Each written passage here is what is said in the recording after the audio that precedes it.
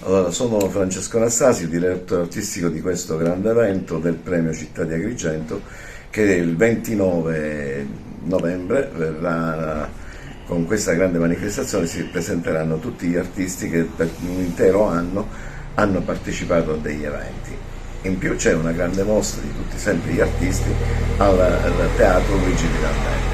È un orgoglio per la città di Agrigento, un orgoglio anche per me e per tutti gli artisti, perché vengono da tutte parti d'Italia, addirittura ce n'è qualcuno che viene dal Cile. Ricordiamoci che ormai siamo alle porte della città della cultura, cioè dobbiamo dare fronte con la nostra grande abilità ed esporci anche in prima persona per far sì che Agrigento esploda ancora sempre di più con le tematiche artistiche e che chiaramente con il giusto merito che la città merita di tutto ciò che sta facendo.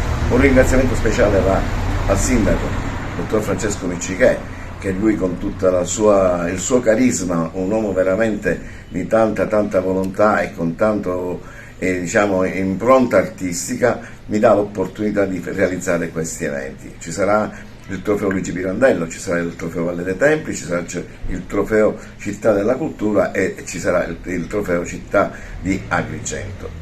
In più chiaramente posso dire semplicemente una cosa: seguiteci, perché l'arte è una cosa meravigliosa. Molti non recepiscono la motivazione di che cos'è l'arte. L'arte è una sensibilizzazione di emozioni in continuo, ti può trasmettere tutto ciò che vuoi, ti può dire tutto quello che vuoi in silenzio, giocando con i colori, giocando con i segni, giocando con le emozioni. Io devo ringraziare innanzitutto anche Beniamino Biondi, che mi ha dato l'opportunità all'Oristiadi e alle fabbriche delle Chiaramontane, dove ci sarà questo grande evento, che alle 11 di venerdì ci sarà la presentazione ufficiale e le premiazioni. Le Oristiadi è anche il mezzo di comunicazione a livello internazionale, non dimentichiamolo, perché ogni piccola goccia di quello che noi facciamo si mette in un bicchiere per riempirlo e dare sempre il meglio di noi stessi. Io dico che questi sono i manifesti che stiamo mettendo, che stiamo collocando. Questo è il mio laboratorio artistico dove io dipingo, dove creo le mie idee, e desidero che gli agrigentini principalmente, non dico vengano per quale motivo, ma la curiosità di capire come nasce un'opera d'arte. Sembra semplice, sembra facile, ma non lo è. Ringrazio tutti, vi aspettiamo il 29